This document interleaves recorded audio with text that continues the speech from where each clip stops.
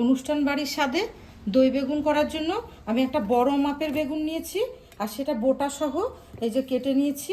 এই বেগুনটাকে এখন আমি ম্যারিনেট করব। একটু হলুদ দেব প্রথমে, তারপর পরিমাণ মতো লবণ দেব, আর একটু চিনি দেব। আমি এইভাবে ভালোভাবে মাখিয়ে নেব।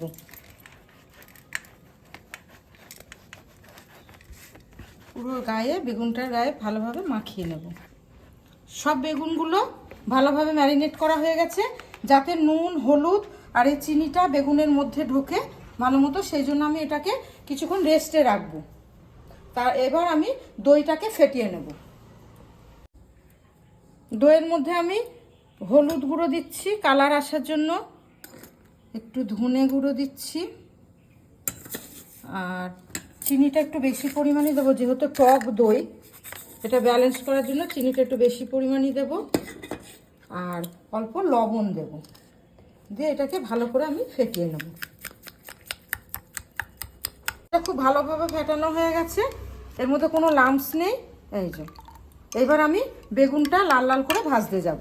এটা গরম হয়ে গেছে, আমি এবার সর্ষের তেল দেবো। অবশ্যই এটা সর্ষের তেলে করতে হবে, বেগুন ভাজাটা সর্ষের তেলেই করতে হবে। আমি একটু বেশি করে তেলটা দিয়ে নিলাম, বেগুনগুলোকে সুন্দর করে লাল লাল করে ভেজে নেব, যাতে না পোড়ে বেগুনটা। তেলটা গরম হয়ে গেছে, আর গ্যাসের ফ্লেমটাও আমি মিডিয়ামে দিয়ে দিলাম, কারণ পুড়ে গেলে বেগুনটা দেখতেও ভালো লাগবে না, আর হালকা হালকা লাল ভাজা হলে দেখতে লোভনীয় লাগবে।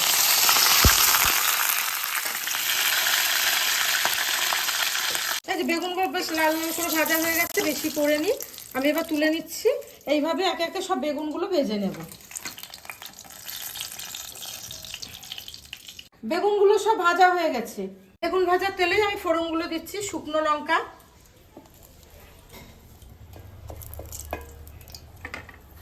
কালো জিরে,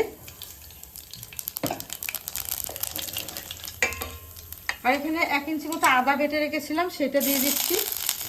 একটু জল দিয়ে দিচ্ছি।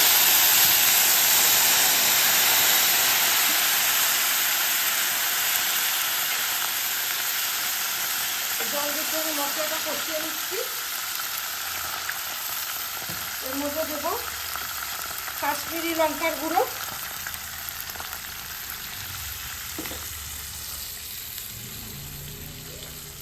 অল্প পরিমাণ হলুদ, আর ধনে গুঁড়ো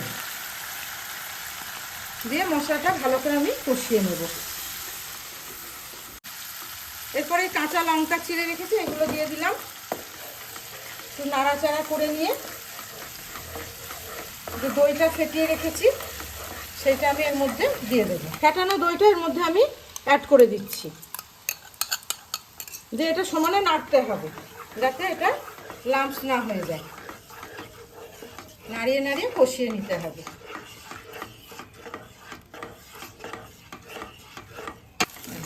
দেখো, এই দই ফেটানোটা দেওয়ার ফলে এই কালারটা কত সুন্দর এসছে। এইটা একটু মাখা মাখা হবে বলে আমি বেশি জল দিইনি, ওই বাটি ধোয়া জলটা দিলাম। এটা ফুটে গেলে আমি এই ভাজা বেগুনগুলো দিয়ে দেবো। বেগুনটা ভাজার সময় বেশিরভাগটাই কুক করে নিতে হবে, আর আমি সেটাই করেছি। এবার দেখো, এখানে গ্রেভিটাও খুব সুন্দর হয়ে গেছে। গ্রেভিটা খুব সুন্দর হয়ে গেছে। এইবার আমি এর মধ্যে একটু গরম মশলা ছিটিয়ে দেব, ভালো করে মিশিয়ে নেব এর সঙ্গে। এবার ভেজে রাখা বেগুনগুলো আমি একে একে এর মধ্যে দিয়ে দেব।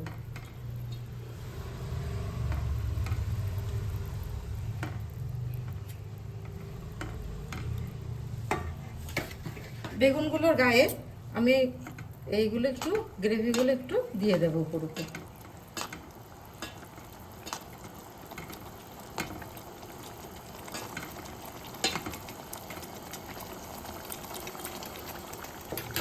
এবার আমি ঢাকনা চাপা দিয়ে দিচ্ছি, কিছুক্ষণ পরে এটাকে আমি নামিয়ে নেব। একদম অনুষ্ঠান বাড়ির মতো দই বেগুন রেডি। দেখো কি সুন্দর লাগছে দেখতে। এবার আমি এর উপরে একটু ধনে পাতা ছিটিয়ে দেবো।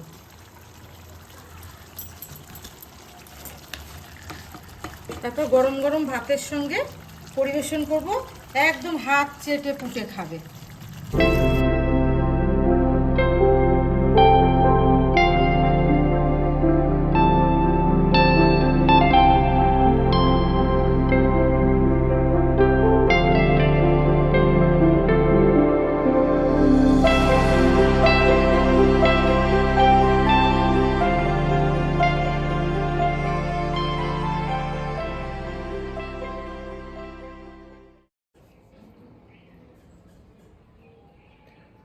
দারুণ দেখতে লাগছে, খেয়ে বল। হ্যাঁ, গন্ধটা তো খুব ভালো এসছে, এবার স্বাদে দেখি কেমন হয়। ওরে বাবা, খুব গরম।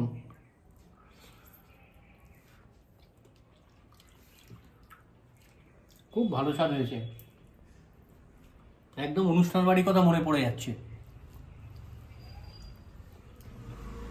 তোমরা বাড়িতে এইভাবে রান্না করে খেয়ে দেখবে, কার কীরকম লাগলো আমাকে কমেন্টে জানাবে, আর প্লিজ প্লিজ সাবস্ক্রাইব করবে। টাটা।